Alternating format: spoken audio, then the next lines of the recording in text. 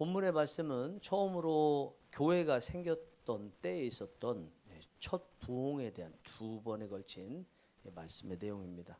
우리가 본문으로 40절, 41절 봤는데 이거는 오순절 마가의 다락방에 성령이 임하시기를 열흘 동안 기도했던 제자들에게 성령이 임하시고 난 다음에 베드로가 설교를 했을 때 3천 명이 예수님을 믿는 역사, 부흥의 역사가 일어났던 말씀인데 41절만 보겠습니다.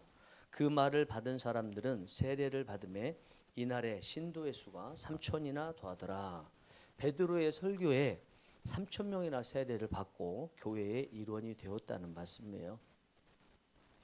오늘날도 이런 일들이 있습니다. 한번 어떤 목사님이 설교하면 몇천 명씩 이렇게 예수님 믿겠다고 세례받는 이런 일들이 일어나고 있습니다.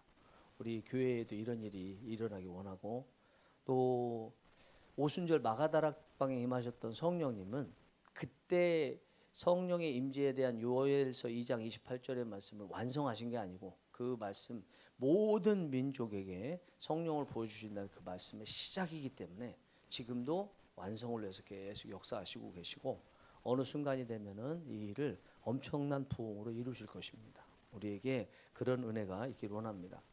이렇게 베드로의 설교에 의해서 3천 명이 회개하고 예수님을 믿고 세례를 받았어요. 그 사람들이 교회의 일원이 됐겠지만, 그러나 생각해 보면 여기 세례받고 예수님을 믿겠다고 했던 이 사람들은 오순절의 절기를 지키기 위해서 이스라엘 밖에서 살다가 그 잠깐 왔던 사람들이거든요. 그러면 지금 예수님 믿었다고 해서 자기 집으로 안 돌아가고 예루살렘 그 교회에서 같이 있었다고 보기는 어려울 것 같아요. 그런 사람들도 있었을 것 같아요. 우리가 은혜 받으면 모든 것을 다 내려놓고 교회 중심으로 사는 것처럼 그런 사람들도 있었지만, 많은 사람들은 아마 각자 자기가 살던 일상으로 돌아가지 않았을까. 그리고 시간이 될 때마다 어떤 사람들은 자주 예루살렘 교회에 와서 성전에서 예배도 드리고 또 가정에 모이고 그랬을 것이라고 생각합니다. 자, 이때의 부흥이 이게 결국 부흥이죠. 이 부흥이라는 것이 사실은 질적인 부흥이 먼저고 내적인 부흥이 먼저죠. 성령님께서 오셔서 우리에게 회개하게 하시고 예수님 믿게 해주시면 그때 회개가 터지는 거죠. 통회하고 자복해요. 이런 일들이 일어나면, 하나님 앞에서 그런 일들이 일어나면 자꾸 사람들이 모여서 나중에는 숫자의 부흥까지 일어나고 외적인 부흥까지 일어나는 게 일반적인 모습입니다. 그런데 이 부흥에 대해서 순서가 잘못되면 내적 또 실질적 질적 부흥이 아니라 외적인 부흥, 수적인 부흥이 먼저 일어나면 이 사람들이 교회에 많이 모이긴 모였지만 구원받는 사람은 별로 안 되는 거예요. 그냥 기독교란 이름으로 모인 그냥 향후회 같은 동아리 모임과 같은 것밖에 안 되는 거예요. 그리고 순수하게, 요즘에 제가 인문학을 강조를 하지만 그 기독교 인문학이고, 정말 기독교를 뺀, 하나님을 뺀, 성경을 뺀 세상의 사람 학문 같은 그런 모습으로 모이는 거예요. 특강 듣는 것처럼 어떤 유명한 강사들 있을 때 많이 모이는 것 같이. 이게 뭐냐면 외적인 부흥이에요. 우리는 자칫하면 부흥이 이 숫자의 부흥만 추구하는 걸로 잘못 알 수가 있습니다. 그래서 어떻게 하면 사람들 많이 모이도록 만들까, 유머로 할까, 예화를 잘 쓸까, 그걸 통해서 일단 많이 모이게 한 다음에 제대로 예수님을 믿도록 하는 프로그램이 있으면 모르는데, 그건 없고 그냥 일단 모이는 것만 계속, 그리고 후에 예수님 믿도록 하려고 하는 의도가 있었지만 막상 사람들이 많이 모이니까 저 사람들 한 사람이라도 더 떠나갈까 봐 걱정이 돼서 처음 계획과는 다르게 계속 숫자 부흥에만 신경 써서 결국은 나중에 목회를 어느 정도 마칠 때나 환상을 볼 때, 이놈아, 네가 목회하던 교회 성도들 천국에 오는 사람 거의 없어. 이런 환상을 보고 꿈을 통해서 예수님을 만나고 목회를 완전히 다시 시작하시는 목사님들이 생각보다 많은데, 그런 일들이 있을 수 있다는 것입니다. 그러면 이때의 부흥은 외적인 부흥, 숫자의 부흥만 있었나? 3천 명이면 대단하니까 숫자적으로 일단 부흥이 일어났잖아요. 그게 아니죠. 이 사람들이 정말 회개하고 예수 그리스도를 믿었어요. 그래서 세례를 받은 거예요. 그러면 이 부흥은 온전한 부흥이었다. 다시 이야기하면 우리 기독교 역사가 존재하는 한 우리가 벤치마킹해야 될 그 레퍼런스 포인트, 참조 포인트가 항상 이 부분이 될 수 있다라는 것입니다. 자, 이렇게 숫자에 엄청난 부흥과 또 내적인 부흥, 질적인 부흥이 일어났어요. 그러면 그 다음부터 뭘 해야 돼요? 관리에 들어가야 되잖아요. 이때 당시 관리 시스템이 있었을 리 만무하거든요. 없었어요. 그러면 어떻게 하냐? 모두 예수님을 믿어서 성령님께서 내주하시기 때문에 자기들 나름대로 하나님과 1대1로 만났던 거예요. 그런데 그 하나님이 옆에 있는 사람들, 밖으로의 외연적인 넓어지는 거 이런 것들에 대해서 감동을 주셨는데 그걸 가지고 그냥 자기 할도리 하나님의 감동 따라서 했는데 그것이 탁월하게 정말 좋은 시스템처럼 잘 이루어졌던 것입니다. 이렇게 해서 쭉 이어지면서 마지막에 가면 이제 또 다른 부흥이 일어나요. 그러니까 첫 번째 부흥 교회가 없을 때 베드로가 설교함으로써 3천 명이 예수님을 믿는 교회 탄생의 그 부흥을 말한다면 그렇게 해서 교회가 형성된 다음에 어느 정도 시간이 지나가겠죠. 뭐 열흘이 됐든 100일이 됐든 지나가면서 또 부흥이 일어났는데 오늘 본문의 마지막 절 47절에 하나님을 찬미하며 또 온 백성에게 칭송을 받으니 주께서 구원받는 사람을 날마다 더하게 하시니라. 하나님을 찬미했다고 말씀하고 있습니다. 그리고 거기 있는 예수님 믿지 않는 유대인들이 이들의 모습을 보면서 칭송했대요. 아마 이들이 보기에는요, 기독교인들이 유대교하고 형식이나 이런 부분은 조금은 다르지만 같이 하나님을 믿는 입장이었기 때문에 관심을 가졌을 거예요.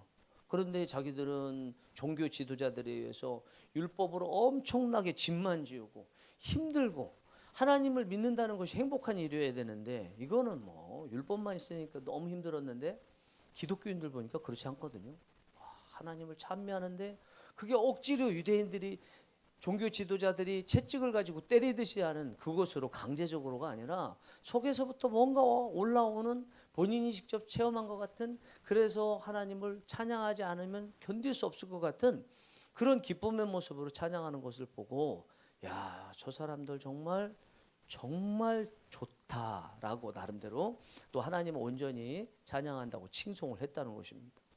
그런 다음에 보니까 이제 베드로가 처음 오순절 마가다락방 그 사건 이후에 설교할 때는 한 번 설교해서 3천 명이 부흥됐는데 이제부터는 그런 부흥이 아니에요. 뭐라고 나왔어요? 날마다 구원받는 사람들을 더하게 하시니라. 진짜 부흥은요 한 번이 아니에요. 제가 늘 일상 말씀드리지만 이것도 마찬가지입니다. 우리가 이제 목회를 해보면요 매년 말에 되면 1년치 성과를 이렇게 따질 수밖에 없어요. 그게 누구 책임 추궁이 아니라 때로는 기도하기 위해서고 또 목표를 다시 설정하기 위해서 합니다.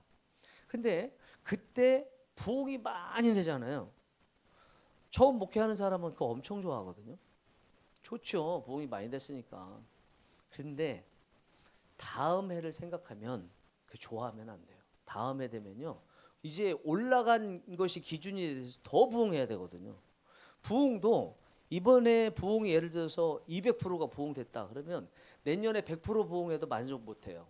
사람이라는 게 심리가 그래요. 그래서 부흥도요 꾸준히 하는 게 좋아요. 하나님도 그걸 원하세요. 한 번 부흥해야 될 때가 있겠지만 그것으로 시작해서 그 다음에 지속적으로 쭉 부흥되는 거. 하나님과의 관계가 한 번 좋았다가 끝나는 것이 아니라 하나님과의 관계가 매일 만나를 얻듯이 매일 좋은 거, 하나님 앞에 매일 나오는 거, 이거를 하나님께서 좋아하시는 것입니다. 이래서 이때 당시의 모습이 점점점 부흥이 바람직한 모습으로 나아갔습니다.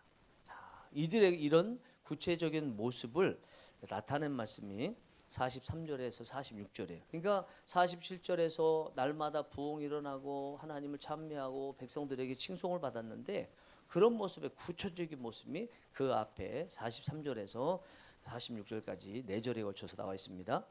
사람마다 두려워하는데 사도들로 하여금 기사와 표적이 많이 나타나니 믿는 사람이 다 함께 있어 모든 물건을 서로 통용하고 또 재산과 소유를 팔아 각 사람의 필요를 따라 나눠주며 날마다 마음을 같이하여 성전에 모이기를 힘쓰고 집에서 떡을 떼며 기쁨과 순전한 마음으로 음식을 먹고 베드로의 그 설교에서 교회가 형성되고 부흥하면서 시작돼서 계속 있어 오면서 어느 정도 마지막이 되니까 구원받는 사람이 날마다 더하는데 이게 하나님께서 하셨는데 그 사이에 어떤 일이 일어났냐는 거죠.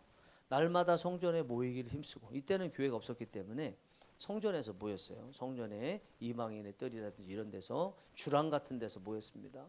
모여서 하나님을 찬양하고 나름대로 예배하고 가정마다 소그룹들이 모여서 떡을 떼면서 기뻐하고 오로지 기도하기를 힘쓰고 가지고 있는 거 다 가지고 와서 서로 나눠주면서 필요에 따라서 이 사람 더 주고 이 사람 덜 주고, 이런 구제의 모습, 또 교제의 모습, 기도의 모습, 예배의 모습, 이런 모습이 있었다는 거예요. 이런 모습이 있다 보니까 사람들이 두려워했다, 이렇게 말씀하고 있습니다. 자, 이렇게 하니까 47절에 구원받는 사람이 날마다 더해지는 부흥이 일어났는데, 이걸 47절에 뭐라고 그랬어요? 주께서 구원받는 사람을 날마다 더하게 하시니라. 이 부흥이 어떻게 해서 일어났다고요? 하나님께서 하셨다는 거예요. 이 하나님이 삼위일체 하나님이겠죠? 구체적으로 보면 성령님일 수도 있을 것입니다. 그러면 교회가 생긴 이후에 날마다 성전에 모이기를 힘쓰고, 또 소그룹이 가정에서 모여서 떡을 떼면서 기쁨으로 서로 교제를 하고, 오로지 기도하기를 힘쓰고 가지고 있는 것들 다 가지고 와서 필요한 사람에게 나눠주는 이런 교제와 구제의 모습, 이런 모습 어떻게 해서 나온 거예요? 하나님이 하셨다는 거거든요. 결국 주께서 날마다 더하게 하시니라, 이렇게 말씀하고 있습니다. 우리가 예배드리고 구제하고 교제하고 기도하는 이런 것들이 정말 잘 되는데 이것이 하나님이 하시는 일이다, 이렇게 볼 수 있을 것입니다. 자, 그러면 여기서 이제 의문이 뭐냐면, 오순절 마가의 다락방에 성령이 임하시고 난 다음에 베드로가 설교해서 3,000명이 회개하고 예수님 믿었잖아요. 그거 3,000명이 예수님 믿었으면 부흥인데, 그 부흥은 어떻게 해서 일어나느냐는 거예요. 어떻게 해서? 뒷부분이야 주께서 하셨다라고 분명히 했으니까 그건 알겠어요. 그러면 앞에 처음 일어났던 부흥은 어떻게 일어났냐? 우리가 지금 저 개척에서 처음 시작하는데 처음 부흥이 필요한데, 그 처음 부분의 부흥이 어떻게 일어났는지 참고 포인트로 볼 것이 이 말씀인 것 같은데, 어떻게 일어났냐라는 거예요. 자, 3,000명이 예수님을 믿었다는 말씀이 나온 41절의 내용인데, 그 앞에 이렇게 말씀하고 있습니다. 또 여러 말로 확증하며 권하여 이르되 너희가 이 패역한 세대에서 구원을 받으라 하니, 이게 베드로가 한 얘기예요. 설교하는 중에 거기 있는 사람들에게 얘기하는 거예요. 여러 말로 확증하며 권하여, 그랬어요. 확증하다, 확실하게 증거하며, 확실히 이게 맞아 이거. 그리고 권하며, 이 패역한 세대, 이렇게 하나님도 모르는 세대에서 너희들 구원받아야 된다. 구원받을 방법은 예수님 믿는 것밖에 없다라고 확신을 가졌다는, 확신을 가졌다는 거예요. 자, 이 확신의 말이 부흥의 원인이었다는 거예요. 그런데 이게 이제 40절, 41절이 끝이 아니에요. 요거 딱 떨어진 게 아니고 그 앞에 내용하고 이어지면서 40절, 41절까지 간 거거든요. 그럼 그 앞에 내용이 베드로가 확신에 타서 권하면서 예수님을 믿고 이 패역한 세대에서 구원을 받으라고 말한 거예요. 그 원인을 알아야 되는데 그게 37절에서 39절까지가 진짜 부흥의 원인이 나와 있습니다.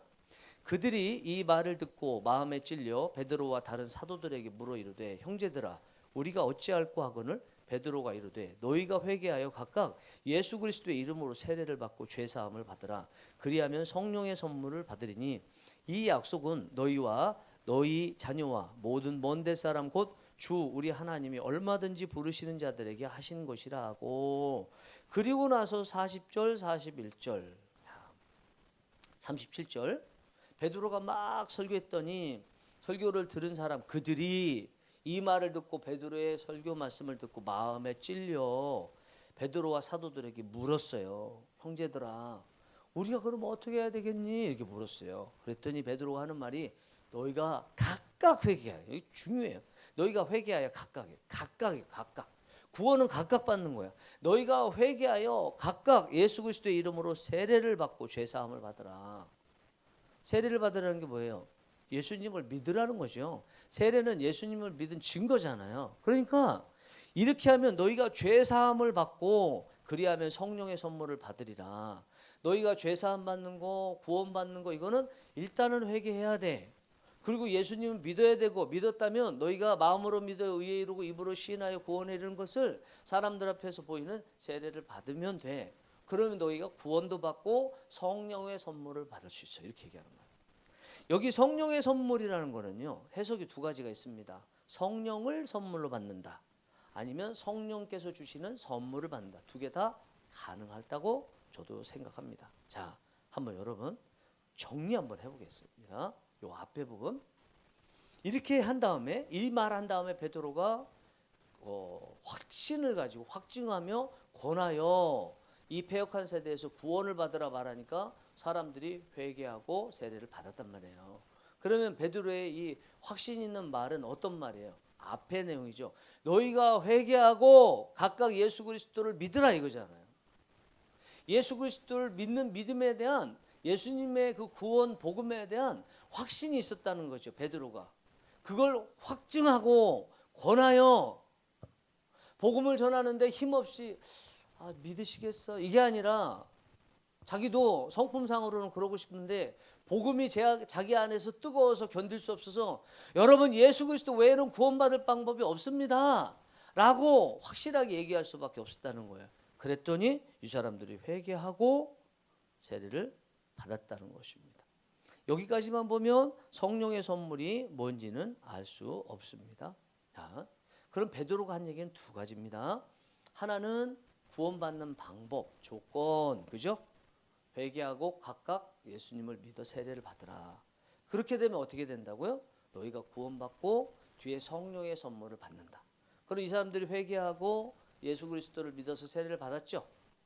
그러면 무슨 일이 일어날 차례예요? 구원받을 차례죠. 구원받은 것은 잘 몰라. 그런데 뭐가 있다고 그랬어요?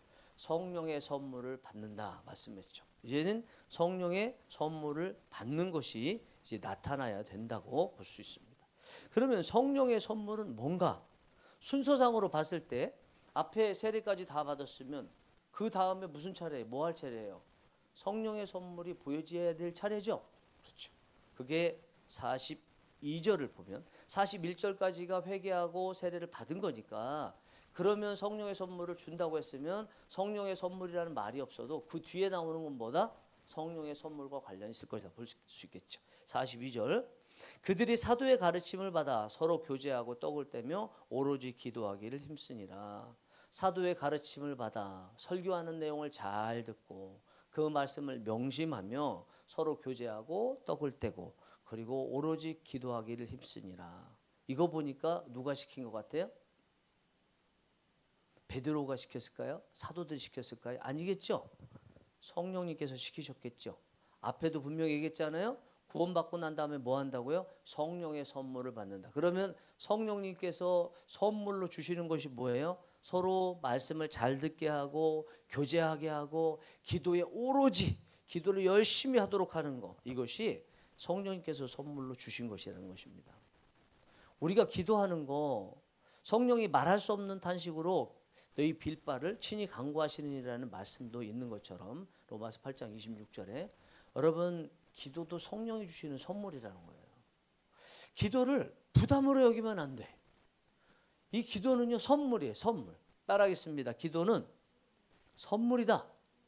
기도는 구원받은 자에게 주시는 특별한 선물이다. 선물로 여길 수 있어야 돼요. 기도하라 그러면 무슨 엄청나게 나쁜 것 하는 것처럼 부담을 주는 것처럼 싫어하는데 그게 아니라는 것입니다.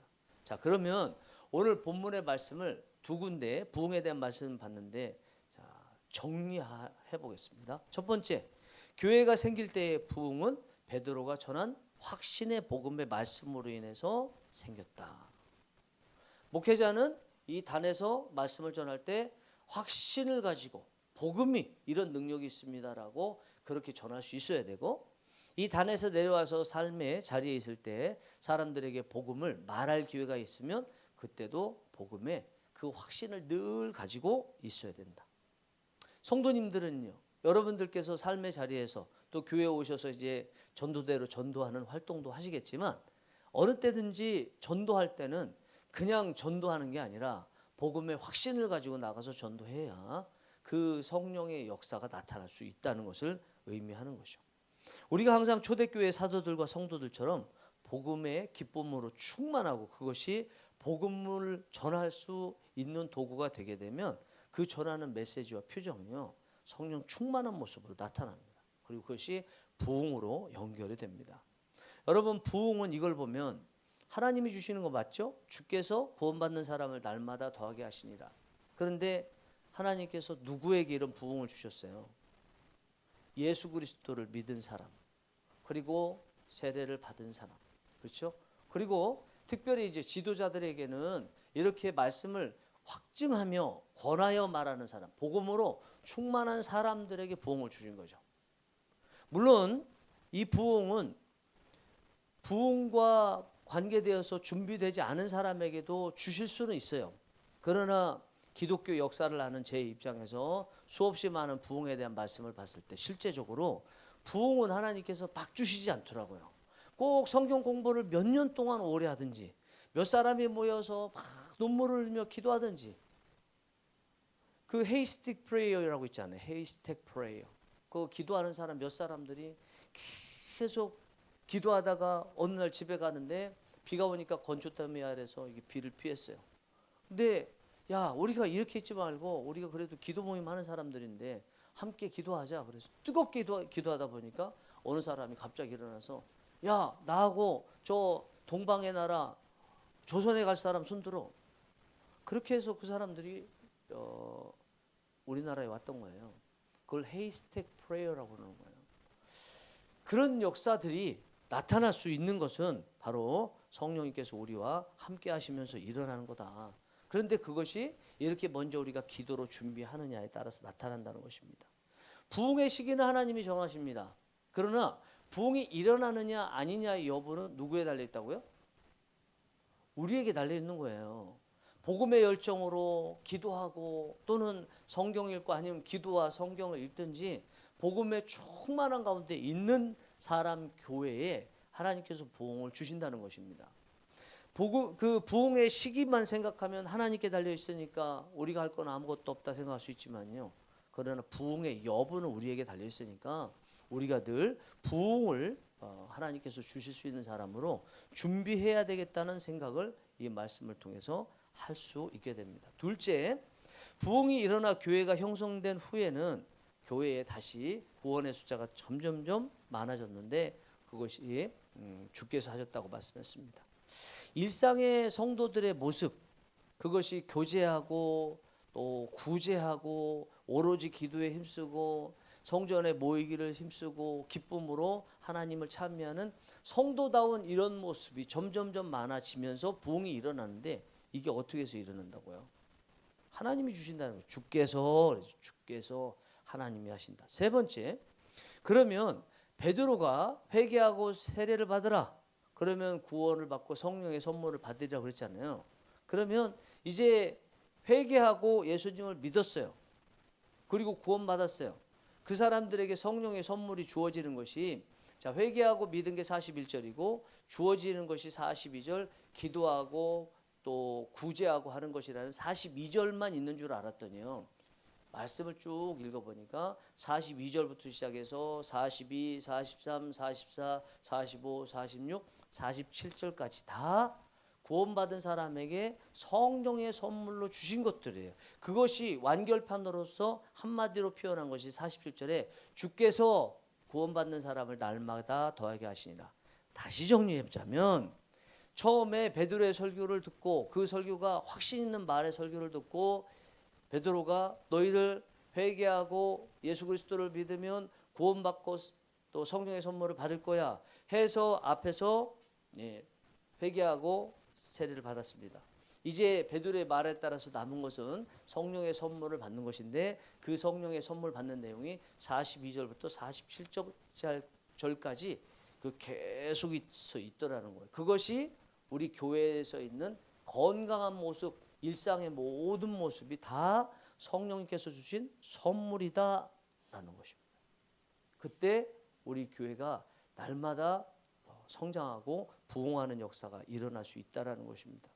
여러분, 성령이 오시면 가장 먼저 나타나는 것 중에 하나가 기도하는 일이죠. 그죠? 그 다음에 말씀을 보게 되고 말씀 따라서 살려고 하는 모습이죠. 그러면은 우리가 최종적으로 내적인 부흥 또 외적인 부흥이 일어나기 전에 무슨 부흥이 일어나요? 기도 부흥이 일어나는 거예요. 말씀 부흥이 일어나는 거예요. 회개 부흥이 일어나는 거예요. 네, 회개 부흥이 일어나는 거예요. 찬양 부흥도 일어나는 거예요. 교제 부흥도 일어나는 거예요. 구제 부흥도 일어나는 거예요. 우리가 부흥에 대해서 꿈꿀 때 하나님 우리 숫자 이렇게 내적으로 이런 사람의 부흥을 주시옵소서 이렇게 기도하는데 그에 앞서서 또 우리가 기도해야 될 것은 하나님 별개의 또 부흥이 있네요. 기도가 먼저 부흥이 일어나게 도와주옵소서. 말씀이 흥왕한 역사의 부흥이 일어날 수 있도록 도와주옵소서. 교회 안에 어려운 사람들, 교회 밖에 어려운 사람들에게 구제의 부흥이 일어날 수 있도록 은혜를 베풀어 주옵소서. 서로 간에 교제하는 것을 기쁨으로 여기는 교제의 부흥이 일어나게 하여 주옵소서. 날마다 성전에 모이기를 힘쓰고 하나님을 참여했던 것 같은 예배의 부흥이 일어나게 하여 주옵소서. 총체적인 부흥이 먼저 일어나게 해 주시고 그것이 나중에 숫자로 이어져서 양적인 부흥까지 외적인 부흥까지 일어날 수 있도록 도와주옵소서. 이것이 부흥을 위해서 우리가 기도해야 될 올바른 순서라고 생각합니다. 오늘 우리가 기도하는데 하나님 우리가 먼저 회개하게 해주시고 복음에 대한 확신을 가질 수 있도록 도와주시고 기도의 부흥, 말씀의 부흥 여러 가지 오늘 말씀에 나와 있는 부흥들이 다 일어나게 하여 주옵소서.